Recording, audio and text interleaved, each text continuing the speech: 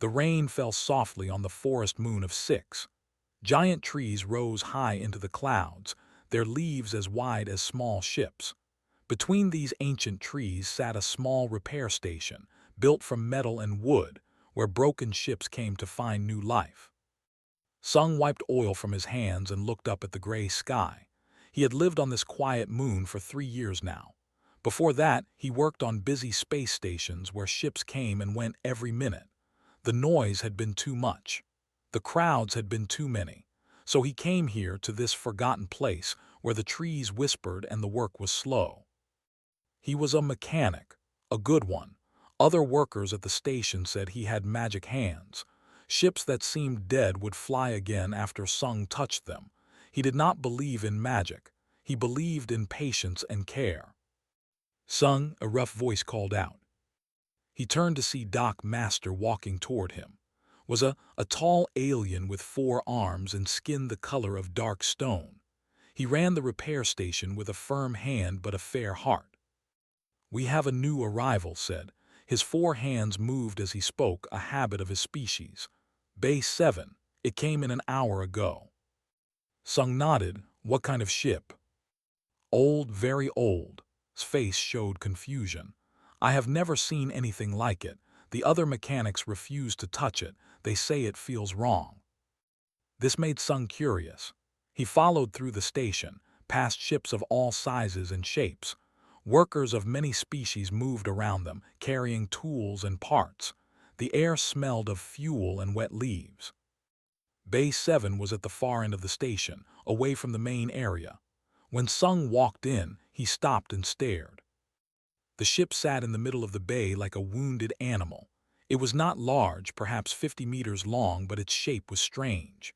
The design was old, very old, from a time before the current galactic standards. Moss grew on its dark hull. Carbon scoring marked its sides, evidence of weapons fire. The metal looked ancient, yet somehow it still held together. "How is this thing still flying?" Sung whispered. "That is what I want to know," replied. "The pilot is inside. She does not talk much. Fix what you can. The pay is good." Left and Sung walked slowly around the ship. He touched the hull and felt something strange. The metal was warm, almost alive. He had worked on thousands of ships, but none had ever felt like this. He found the entry hatch and knocked. It opened with a hiss, and a figure stood in the doorway. She was tall, with pale blue skin and silver eyes. Her species was known across the galaxy for their strength and their silence. She wore simple clothes, but the way she stood told Sung she was military. A soldier, perhaps, or something more. "You are the mechanic?" she asked. Her voice was cold. "Yes, my name is Sung." "I am. Fix the ship. Do it fast. Ask no questions." Sung was not bothered by her coldness. He had met many difficult customers in his life. "I will need to look inside, to see the damage." Studied him for a long moment, then she stepped aside. The inside of the ship was dark and quiet. The lights were dim, running on emergency power.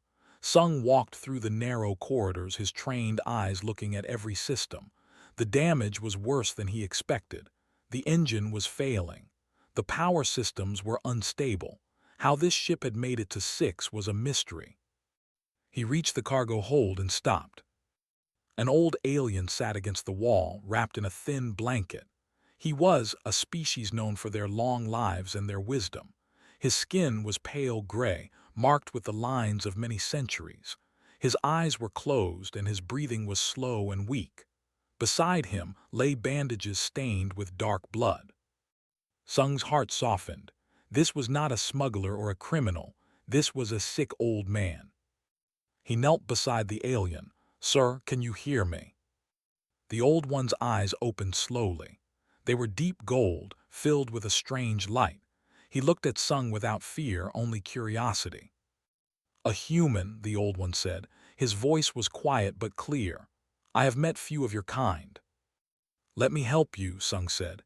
He pulled a water bottle from his belt and offered it. "You need to drink." The old alien took the water with shaking hands. He drank slowly, then nodded his thanks. Sung looked around the cargo hold and found some clean blankets stored in a cabinet. He folded them and made a better place for the old one to rest. It was not much, but it was something. "You are kind," the old alien said. "Your pilot did not mention that." "I am just a mechanic," Sung replied. "But my grandmother taught me that we must care for those who need help. It does not matter who they are." The old one smiled. It was a small smile, tired but genuine. "Your grandmother was wise." Appeared in the doorway. Her silver eyes moved from Sung to the old alien. Something passed between them, a silent communication that Sung could not read. "How long to fix the ship?" she asked. Sung stood. "The damage is serious. The engine core is failing. I need time to study it." "We do not have time." "Then the ship does not fly," Sung said simply. "I cannot work miracles. I can only work with what I have." His jaw tightened, but she said nothing more. She turned and walked away. Sung looked back at the old alien. "Rest now. I will do what I can." He left the cargo hold and began his real work. He opened panels and checked systems. He ran tests and read data. Hour by hour, the picture became clearer and stranger. The technology inside this ship was not just old. It was ancient. The engine core used a design that had not been built for over 1,000 years. The hull was made of materials that no longer existed in modern production. This ship was not just a relic. It was a piece of history. And someone had tried very hard to destroy it. Sung sat back and thought about the weapon marks on the hull, military grade, high power. Whoever these passengers were, someone wanted them dead. He looked toward the cargo hold where the old alien rested. Questions filled his mind. Who was this old man? Why was someone hunting him? What secrets did this ancient ship carry? But Sung remembered words, "Ask no questions." So he pushed the questions away and picked up his tools. It did not matter who they were. The ship was broken. The old man was sick. These things he could fix. These things he would fix. Outside, the rain continued to fall on the forest moon. The giant trees swayed in the wind.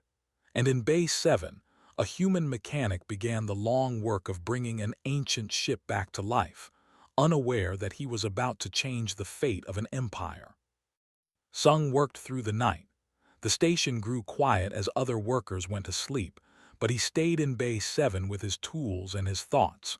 The ship's systems were more complex than anything he had seen before. Every time he solved one problem, two more appeared. The rain had stopped, and pale moonlight came through the bay's high windows. Sung lay on his back under a broken power conduit, his hands working carefully in the tight space. Sparks flew as he connected old wires to new parts. "You do not sleep." The voice startled him. He slid out from under the conduit and saw the old alien standing nearby. The look looked stronger than before. His gold eyes were bright in the dim light. "Neither do you," Sung replied. "You should rest. Your wounds need time to heal." "I have rested enough." The old one walked slowly around the engine room, looking at the exposed systems. "You have made progress." "Some, but the engine core is the real problem. The technology is very old. I have never seen anything like it." The old alien nodded. "This ship was built during the first expansion, over 1,000 years ago. Few such vessels still exist." Sung wiped his hands on a cloth. "How did you find such a ship?" "It has been in my family for many generations," the old one said. There was something in his voice, a weight that Sung did not understand. "It has carried us through many storms." They stood in silence for a moment. Then the old alien asked a question that surprised Sung. "Why do you do this work? Why do you fix broken things?" Sung thought about the question. No one had asked him this before. "I suppose, because broken things deserve a second chance. My grandmother taught me this. On Earth, in my home village, she repaired old machines that others threw away. She said that everything has value. Everything can be saved if someone cares enough to try." "Earth," the old one repeated. "The human. I have read about it. A planet of water and green land. A world that produced a species unlike any other in the galaxy. We are nothing special, Sung said. Just people trying to survive. The old alien smiled. That is what makes you special. Every species in the galaxy thinks they are the center of everything. Humans are different. You see yourselves as small, yet you achieve great things. You believe you are weak, yet you never give up. It is a strange contradiction. Sung did not know how to respond. He turned back to his work, pulling open another panel. Inside, he found more damage. Someone had shot this ship many times. The attacks had been fierce. The weapon marks, he said carefully. They are military grade, high power, recent. The old alien said nothing.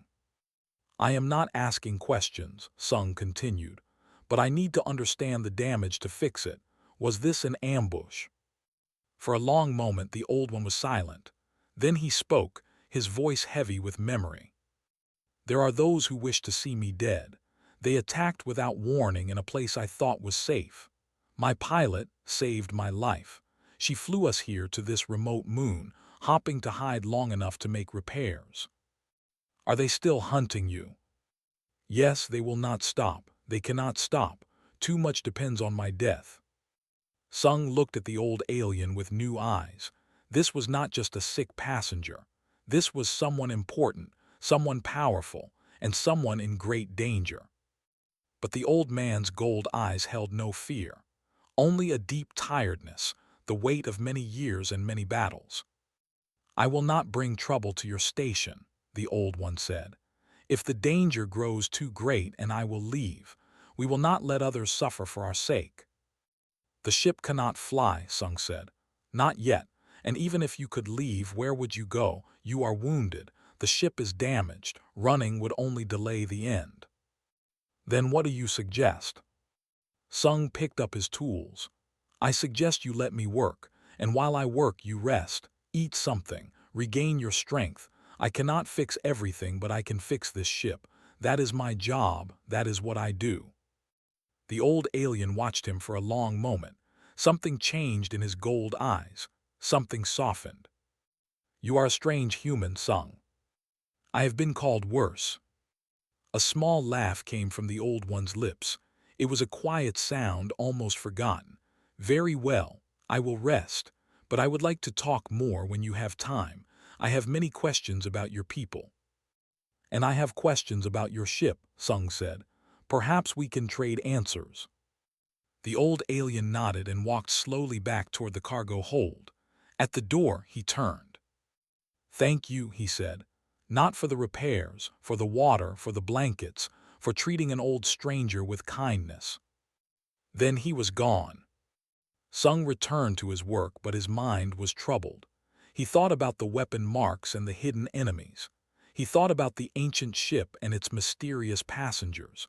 Something big was happening here, something far beyond a simple repair job. Hours passed. The moon set and a pale sun rose over the forest. Sung had not slept, but he did not feel tired. The puzzle of the ship kept him alert. Came to check on him at dawn.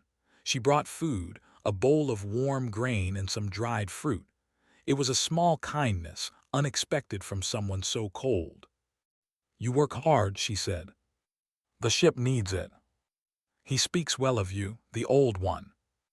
Sung ate the food gratefully. He is a good man, I can see it in his eyes. Silver eyes flickered with something, surprise perhaps, or respect. Few people see past his surface, most see only his position, his power. I see a sick old man who needs help, Sung said simply. Power means nothing when your ship is broken and your body is wounded. Was quiet for a moment. Then she reached into her pocket and pulled out a small device. She looked at it and her face grew dark.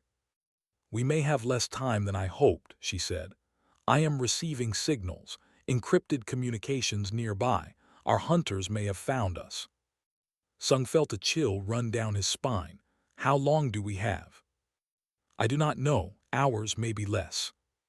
The ship cannot fly. The engine core is still failing. Then work faster. His voice was hard again. I will keep watch. If they come, I will fight, but escape is the better option." She left, and Sung was alone with the broken ship. He looked at the engine core, ancient and dying. He had seen difficult repairs before. He had fixed ships that everyone said could not be fixed, but this was different. The technology was 1,000 years old. The damage was severe, and now enemies were closing in. He closed his eyes and thought of his grandmother. She had faced impossible tasks too: old machines with missing parts, broken tools and limited supplies. She had never given up. She had always found a way. "Okay, old ship," Sung whispered. "Let us see what you are made of." He opened his eyes and went back to work. The engine core hummed weakly before him, its ancient light flickering like a dying star. Somewhere in that old technology was the answer. He just had to find it. Outside, the forest moon continued its slow rotation around its planet. The giant trees swayed in the morning wind, and somewhere in the darkness of space, hunters were coming, drawn by the scent of their prey. But in Bay 7, a human mechanic did not think about hunters or danger. He thought only about the next wire, the next connection, the next step in bringing an ancient ship back to life. Because that was what he did. That was who he was, and no matter what happened next, he would not stop until the job was done.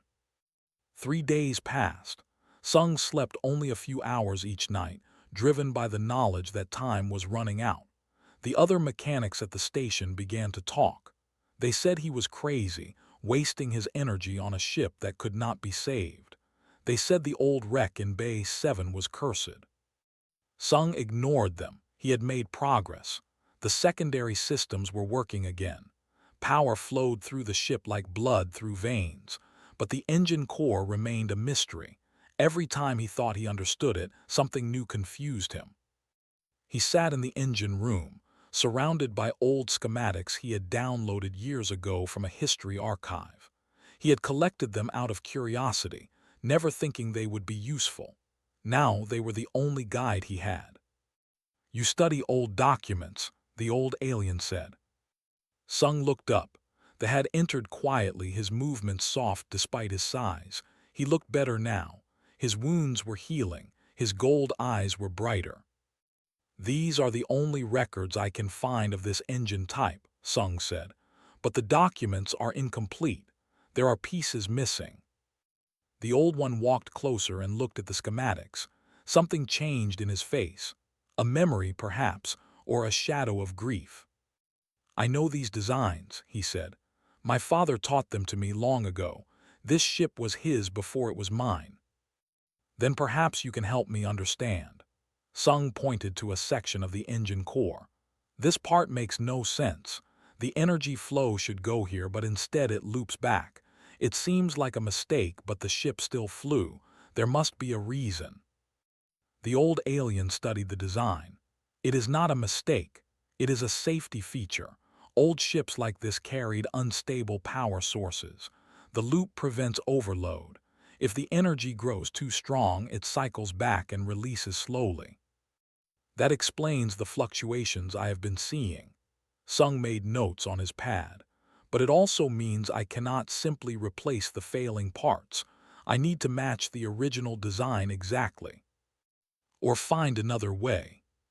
Sung looked at the old one. "What do you mean?" "My father was a builder. He designed this ship to last forever, but he also knew that forever is a long time. Things change. Parts fail. He built hidden backups into every system, places where new technology could connect to old." "Where are these connection points?" The old alien smiled. "Follow me." They walked through the ship together. The old one moved slowly but with purpose, leading Sung to places he had not noticed before.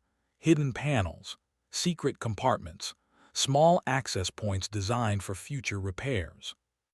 Sung was amazed. Your father was a genius. He was practical. He knew that those who came after him would need to adapt. He planned for a future he would never see. They reached a small compartment behind the main engine. The old alien pointed to a connection port covered in dust. Here, this port can accept modern power cables.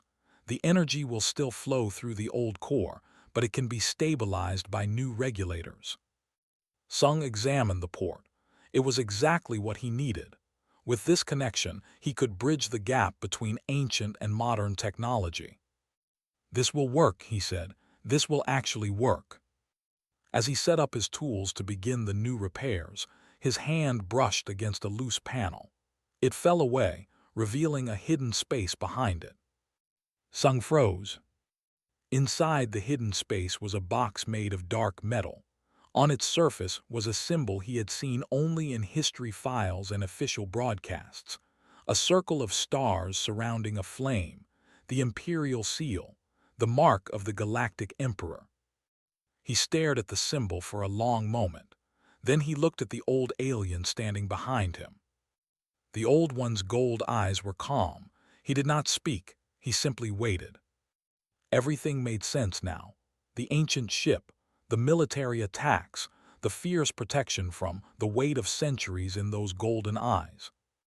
This was not just an old man fleeing from enemies. This was Emperor the Undying, ruler of the Galactic Dominion, the most powerful being in the known universe. Sung's heart beat fast.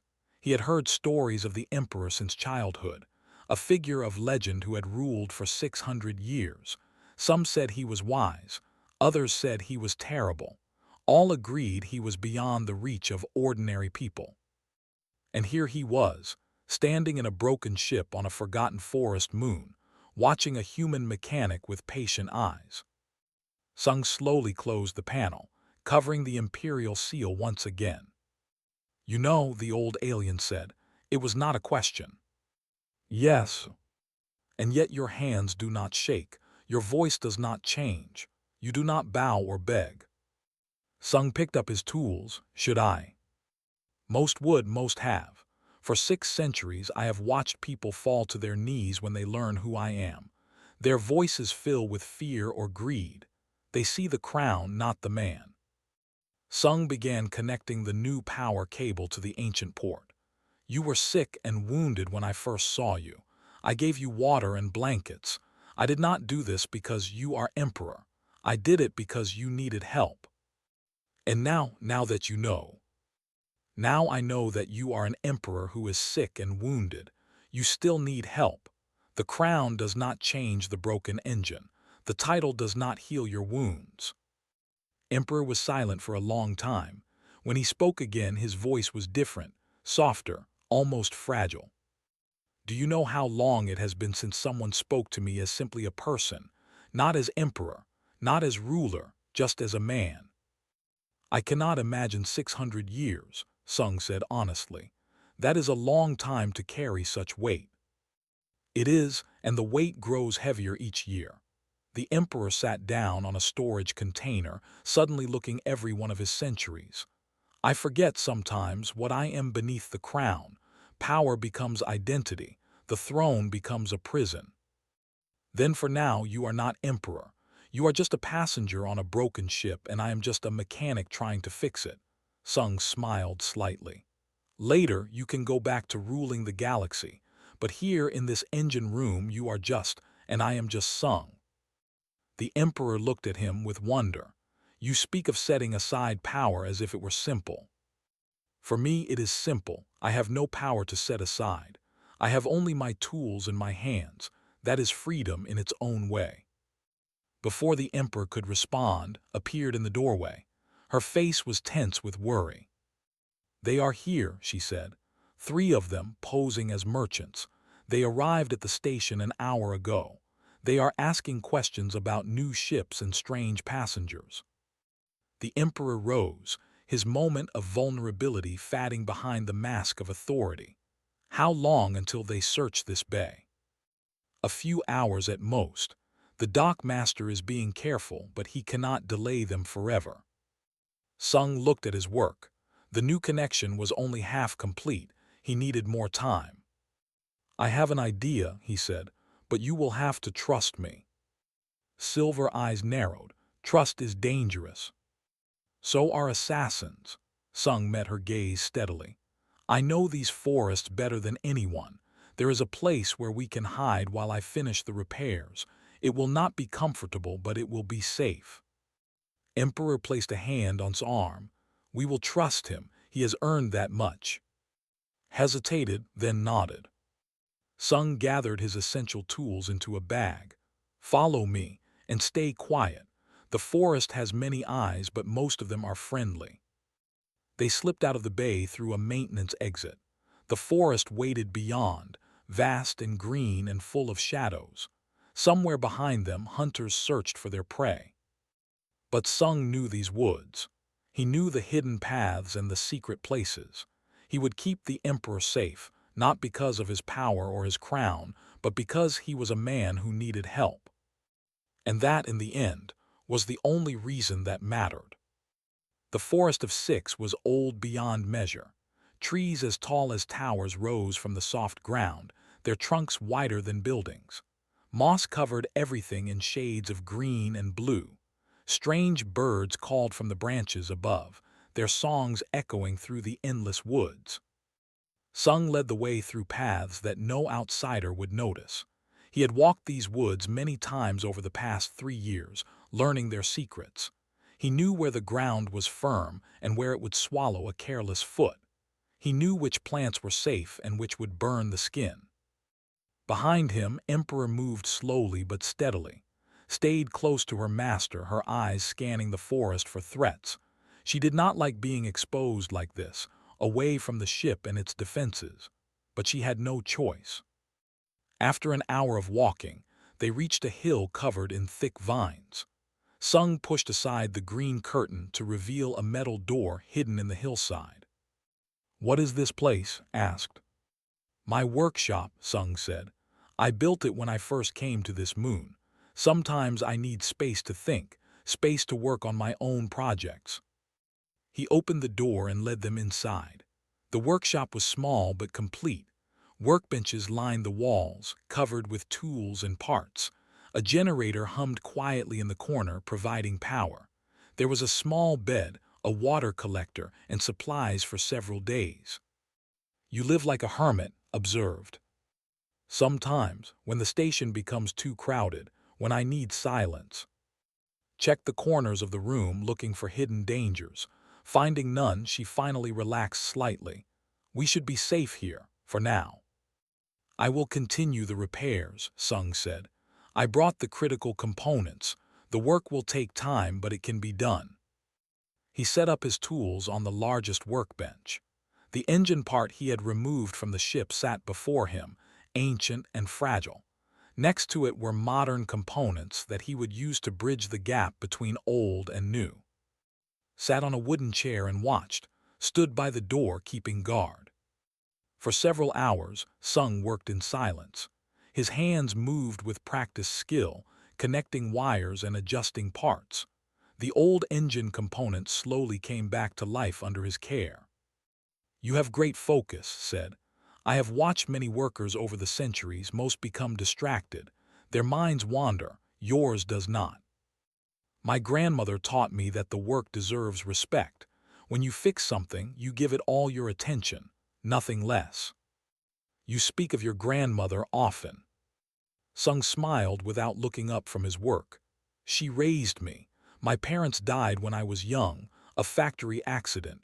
Grandmother took me in. She taught me everything I know." "She sounds remarkable."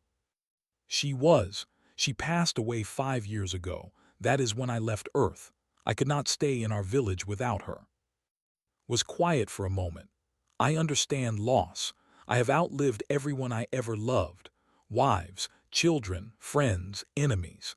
After 600 years, I am surrounded by strangers who know only my legend, not my heart." "That sounds lonely." "It is, more than I can express." Sung finally looked up. "Then perhaps that is why you travel in secret, why you wear simple clothes and ask to be treated as a common person. You seek connection." The Emperor's gold eyes widened slightly. "You see clearly for one so young." "I am not wise. I am just a mechanic, but I know what loneliness looks like.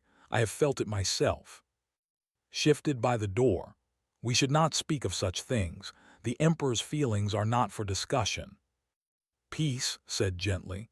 I have told you before, in this place I am not emperor, I am just a man, and this man wishes to speak honestly for once in many decades.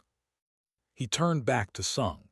You asked me once why I do not simply reveal myself and demand service, why I chose to hide on this moon instead of calling for imperial rescue. The question crossed my mind. There are factions within my own court who want me dead. The assassins who attacked us were not foreign enemies. They were my own people, trusted advisors, military commanders. They believe I have ruled too long, that I have become weak, that the Dominion needs new blood. So you cannot trust your own forces. Not all of them. The loyal ones are searching for me, but they do not know where I am. If I reveal myself too soon, the traitors will find me first. Sung understood now why everything had been so secret.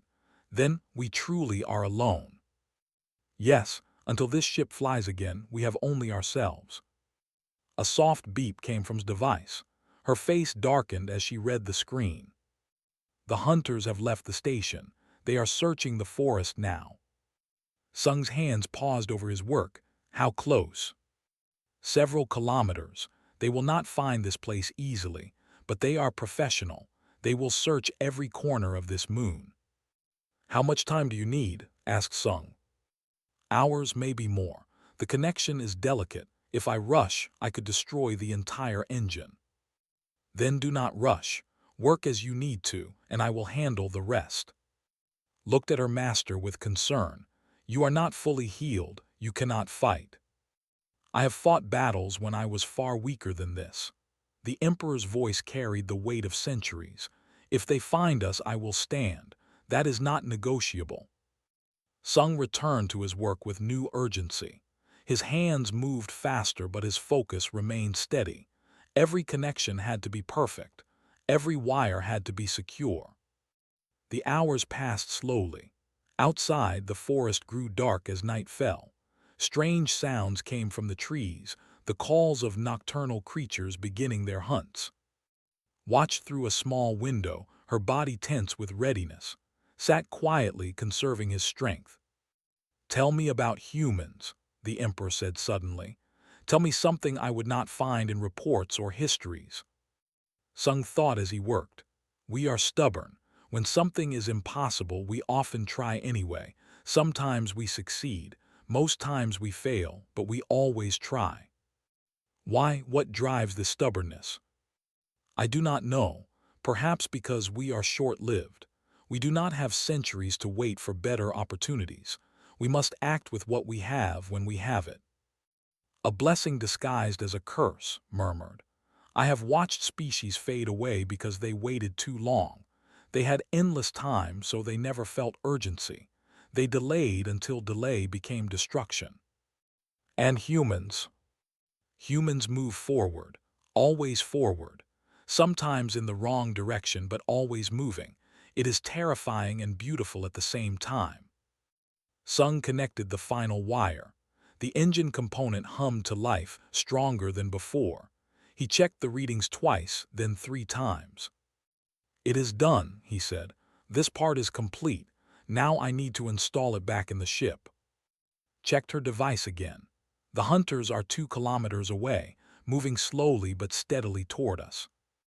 Can we return to the station? Perhaps if we move carefully. The forest is dark, which helps us. Stood, his old body straightening with determination. Then we move now. Every moment we wait, the danger grows. Sung gathered his tools and the repaired component. He took one last look at his workshop, the quiet space that had been his refuge for 3 years. Ready, he said. They slipped out into the darkness. The forest night wrapped around them, full of shadows and sounds. Led the way now, her soldier instincts guiding them around dangerous areas. They moved in silence, 3 figures in the dark, carrying the hope of an empire in a mechanic's bag of tools. Behind them, somewhere in the endless forest, hunters searched for their prey. But the prey had become invisible, swallowed by the night and the ancient trees. Sung did not think about fear. He thought about the ship waiting in Bay 7. He thought about the final repairs still needed. He thought about his grandmother's voice, telling him that every problem has a solution. He just had to find it. They reached the station as the first light of dawn touched the sky. The journey through the dark forest had been long and tense, but they had avoided the hunters. Skills had kept them safe. Bay 7 was quiet when they slipped inside. Sung immediately went to work, installing the repaired component into the ancient engine. His hands moved with desperate speed but careful precision. There was no room for mistakes now. Sat nearby, watching. The journey through the forest had tired him, but his gold eyes remained alert. "The hunters will realize we are back soon," said. "We have little time." "I know." Sung connected the final cables and activated the test sequence. The engine hummed, flickered, then stabilized. Power flowed through the old ship like water through a river. "It is working," Sung breathed. "It is actually working." But his relief was brief. A warning light appeared on his console. The power levels were rising too fast. The ancient engine could not handle the sudden flow of energy. "Something is wrong," he said. "The system is overloading." "Can you stop it?" asked. "I need to regulate the flow, but the old regulators are burned out. I do not have replacements." Sung's mind raced through options. Modern parts would not fit. The ancient technology was too specific. He needed something that could handle the energy flow while matching the old design. Then he remembered the forest. The giant trees with their strange properties, the sap that conducted electricity, the vines that could withstand extreme temperatures. "I have an idea," he said, "a crazy idea." He ran out of the bay and into the station's storage area. There he found what he was looking for, samples of forest materials he had collected over the years, flexible vines, hardened sap, dried leaves with metallic properties. He brought them back to the engine room and began to work, watched with confusion as he wove the natural materials into the ancient technology. "What are you doing?" she asked. "Creating a new regulator. The forest materials can handle energy flow. They are natural conductors. If I shape them correctly, they can replace the burned parts." "That is impossible. You cannot mix organic material with ship systems." "Watch me." Sung worked with fierce concentration. He shaped the vines around the engine core, sealing them with hardened sap. He adjusted the flow paths, creating new channels for the energy to travel. It was unlike anything he had ever done before. It was unlike anything any mechanic had ever done. But it was working. The warning lights dimmed. The power levels stabilized. The engine hummed with smooth, steady energy. "I do not believe it," whispered. "Neither do I," Sung admitted. "But the ship is ready. We can fly." Before they could celebrate, a voice came from the bay entrance. "Stop, do not move." 3 figures stood in the doorway. They wore merchant clothes, but their eyes were cold and their hands held weapons. The hunters had found them. "Emperor," the lead hunter said, "you are a difficult man to find, but all hunts must end." Stepped forward, placing herself between the hunters and her master. "You will not touch him. We have our orders. The old regime must fall. The Dominion needs new leadership." "The Dominion needs stability," said, his voice carrying the weight of centuries. "It needs wisdom, not ambitious fools who murder for power." The lead hunter raised his weapon. "History is written by the winners, Emperor, and today we win." Sung did not think, he did not plan, he simply moved. His hand grabbed a heavy tool from his belt and threw it at the lead hunter's weapon. The impact knocked the gun aside, sending the shot wild. At the same moment, attacked, her body moving like flowing water. The fight was brief but violent. Skill was beyond anything Sung had seen. She disarmed 2 hunters in seconds. The third tried to run, but Sung blocked the door. "It is over," said. His voice had changed. It was no longer the voice of a tired old man. It was the voice of an emperor. He stepped forward, and even without weapons, even wounded and tired, his presence filled the room. The hunters stopped struggling. They looked at him with sudden fear. "Do you know why they call me the Undying?" asked. "Not because I cannot be killed, but because I have survived every threat, every plot, every assassination attempt for 600 years. I have outlasted empires. I have watched stars die, and I have never fallen to those who underestimate me." A new sound filled the air, the roar of engines from above. Through the bay windows, Sung saw ships descending from the sky. Imperial warships, their hulls marked with the same seal he had seen in the hidden compartment. "Distress signal," explained. "Sent days ago, my loyal forces have finally arrived." The hunters were taken away by Imperial soldiers. The station filled with uniformed officers who bowed deeply when they saw their emperor. Doc Master stood in shock, realizing who had been hiding in his humble facility. But ignored them all. He walked to Sung, who stood by the ancient ship, covered in oil and forest sap. "You saved my life," the emperor said. "With tools and vines and stubborn determination, you did what my engineers could not, what my soldiers could not, what my entire empire could not." Sung shrugged, suddenly uncomfortable with all the attention. "I fixed a ship. That is what I do."